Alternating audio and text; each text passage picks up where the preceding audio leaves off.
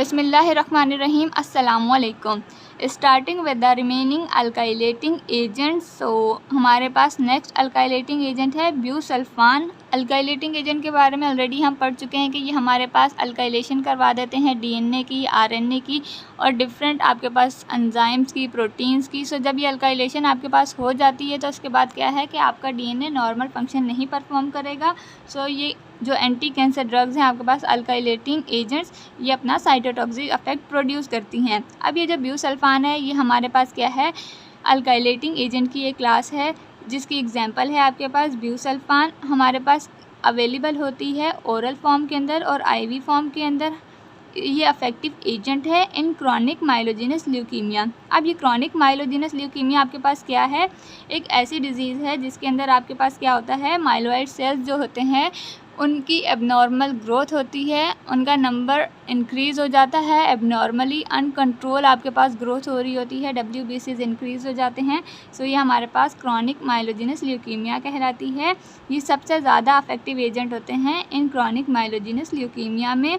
Milo separation इनका adverse effect है, skin rash भी हो सकते हैं। इसके अलावा पल्मोनरी फिब्रोसिस, आप ब्यूसल्फान को पल्मोनरी फिब्रोसिस से भी याद कर सकते हैं। पल्मोनरी फिब्रोसिस क्या है आपके पास, इसे ब्यूसल्फान लंग भी कहा जाता है। तो जब हम ब्यूसल्फान देते हैं किसी पेशेंट को और वहाँ क्या है पल्मोनरी फिब्रोसिस कॉज करवा दे, सो हमारे पास क्या है ये कंडीशन या ये आपके पास डिजीज़ क्या कहलाती है, ब्यूसल्फान लंग कहलाती है। इसके अलावा ये हिपेटोटॉक्सिसिटी भी कॉज कर देते हैं।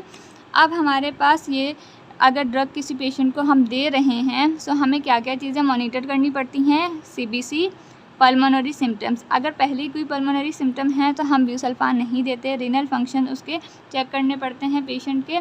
सो ये हमारे पास ब्यूसल्फान था। नेक्स्ट हमारे पास जो है वो इथाइलिन इमाइन है, उनको डिस्कस करते हैं। तो जो नेक्स्ट ड्रग है हमारे पास वो है थायोटीपा और अल्ट्रेटामाइन। अल्ट्रेटामाइन को हम हेक्सामिथाइल मेलामाइन भी कहते हैं और ये हमारे पास यूज़ होते हैं in a treatment of ovarian cancer, breast cancer and bladder cancer. इनके एडवर्स इफेक्ट है आपके पास myelosuppression, absence of menstruation और ये हमारे पास इंजेक्शन में अवेलेबल होते हैं।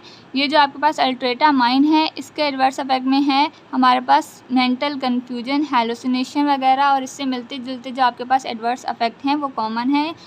नेक्स्ट आपके पास क्या है, नाइट्रोसोरिएस। ये जो नाइट्रोसोरिएस है इसमें हमारे पास दो ड्रग्स हैं, कार्मेस्टीन, लोमस्टीन। सो कार्मेस्टीन हमारे पास अवेलेबल होती है आईवी फॉर्म के अंदर और जो ये लोमस्टीन है हमारे पास ये ओरली अवेलेबल होती है। इन्हें यूज़ किया जाता है in a treatment of brain tumour. अब ब्रेन ट्यूमर से एक बात याद रखिएगा, अगर ये इस ट्यूमर के ट्रीटमेंट में इस्तेमाल हो रही हैं तो इनकी नेचर बाकी ड्रग्स से क्या होगी, थोड़ी डिफरेंट होगी। सो ये क्या है, हाईली लिपिड सॉल्युबल एजेंट्स होते हैं, एंटी ट्यूमर एजेंट्स हैं जो कि क्या करते हैं, क्रॉस करते हैं ब्लड ब्रेन बैरियर को। अब ये जब ब्लड ब्रेन बैरियर को क्रॉस कर जाते हैं तो हमारे पास क्या है, ये ब्रेन ट्यूमर के ट्रीटमेंट में इस्तेमाल होते हैं और क्या करवाते हैं, डीएनए की अल्काइलेशन करवाते हैं। क्योंकि ये अल्काइलेटिंग एजेंट है आपके पास तो ये डीएनए की क्या करवाते हैं, अल्काइलेशन करवाते हैं। अब ये जो नाइट्रोसोरिएस हैं इनके बारे में एक बात आपको याद रखनी है कि हमारे पास ये दो तरह के सेल्स में अल्काइलेशन करवाते हैं और बेसिकली सेल्स जो हैं आपके पास सेल साइकिल के अगर अकॉर्डिंग डिस्कस करो तो दो टाइप के हो जाते हैं। एक होते हैं रेस्टिंग सेल यानी कि नॉन डिवाइडिंग सेल और एक होते हैं आपके पास डिवाइडिंग सेल। अगर ये जो नाइट्रोसोरिएस हैं ये डीएनए की अल्काइलेशन करवा रहे हैं, अल्काइलेट कर रहे हैं डीएनए को ऐसे सेल के अंदर जो क्या है रेस्टिंग स्टेज में है यानी कि नॉन डिवाइडिंग सेल है। सो क्या होगा, जब ये अल्काइलेशन करवा देंगे तो उसके बाद उस सेल के अंदर जो डीएनए का रिपेयर मैकेनिज़्म है वो एक्टिव होगा और क्या करेगा, डीएनए को रिपेयर कर देगा।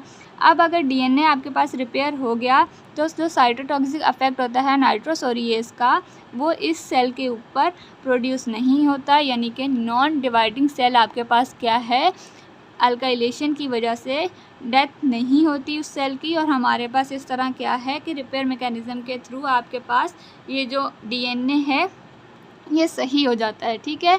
और ये जो नाइट्रोसोरिएस है इनके बारे में एक और पॉइंट ये है कि ये जो अल्काइलेशन करवाते हैं तो जो डिवाइडिंग सेल्स होते हैं आपके पास, जो सेल्स डिवाइड हो रहे होते हैं उनके अंदर जो साइटोटॉक्सिक इफेक्ट होता है वो प्रोमिनेंट होता है नाइट्रोसोरिएस का बनिस्बत रेस्टिंग सेल के।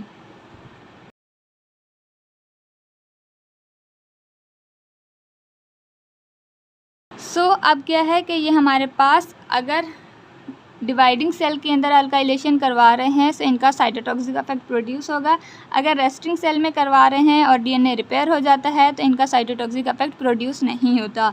इसके अलावा ये क्या करते हैं, इनहिबिट कर देते हैं की enzymatic processes by carbamoylation of amino acid. ये जो कार्बोमोलेशन है ये आपके पास एक ऐसा प्रोसेस है, इसे पोस्ट ट्रांसलेशनल प्रोसेस भी कहते हैं। ये एक ऐसा प्रोसेस है जिसके अंदर क्या किया जाता है, कार्बोमोइल मोइटी को ऐड किया जाता है पॉलीपेप्टाइड में आपके पास अमाइनो एसिड्स में, और ये क्या है हमारे पास नॉन एंजाइमेटिक प्रोसेस होता है। एक्सटेंसिव मेटाबॉलिज्म होता है इन ड्रग्स का। आपके पास लोमस्टीन अपने एक्टिव फॉर्म में चेंज होती है और रिनल एक्सक्रीशन होती है इन ड्रग्स की, नाइट्रोसोरिएज की। इसके बाद जो लास्ट है उनको डिस्कस करते हैं। जो लास्ट हैं वो हैं अल्काइलेटिंग एजेंट में हमारे पास ट्रायाजीन, जिनमें आपके पास ड्रग्स हैं डिकार्बाजीन और टेमोजोलोमाइड। इनको यूज़ किया जाता है in a treatment of brain tumour, melanoma, Hodgkin disease. जो डिकार्बाजीन है आपके पास, इसकी बायो ट्रांसफॉर्मेशन होती है, यानी कि ये अपने एक्टिव मेटाबोलाइट में कन्वर्ट होता है। तो इसके एक्टिव मेटाबोलाइट को कहा जाता है मिथाइल ट्रायाजीनो इमिडाजोल कार्बोक्सामाइड। सही, ये जो आपके पास इसका एक्टिव मेटाबोलाइट बना है ये आगे जाके क्या आता है, कन्वर्ट होता है या फॉर्म करता है मिथाइल कार्बोनियामाइन।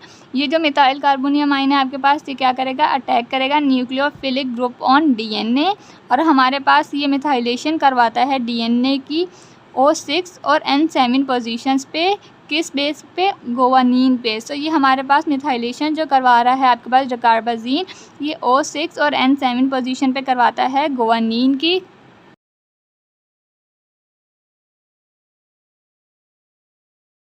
और ये टेमोजोलोमाइड जो है आपके पास, ये क्रॉस करता है ब्लड ब्रेन बैरियर को, यानी कि ये जो ड्रग है आपके पास क्रॉस कर जाती है ब्लड ब्रेन बैरियर को। सो इसे ब्रेन ट्यूमर्स में यूज़ किया जाता है। अब आपके पास ब्रेन ट्यूमर डिफरेंट टाइप के हैं, हम उनके डिटेल में नहीं जाएंगे। सो हमारे पास ये पॉइंट याद रखिएगा कि टेमोजोलोमाइड आपके पास क्या है, क्रॉस करता है ब्लड ब्रेन बैरियर को और यूज़ होता है इन अ ब्रेन ट्यूमर।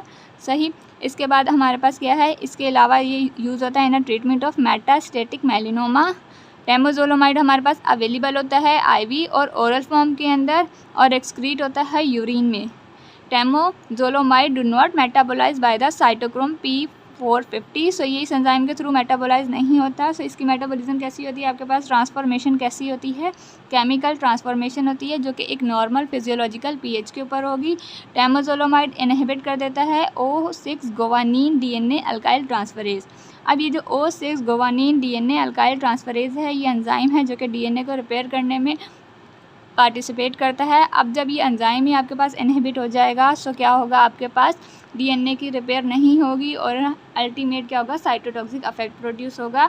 सो ये जो अल्काइलेटिंग एजेंट है इनकी समरी आपके पास यही है कि ये अल्काइलेशन करवाते हैं डीएनए में, आरएनए में और डिफरेंट प्रोटीन्स में।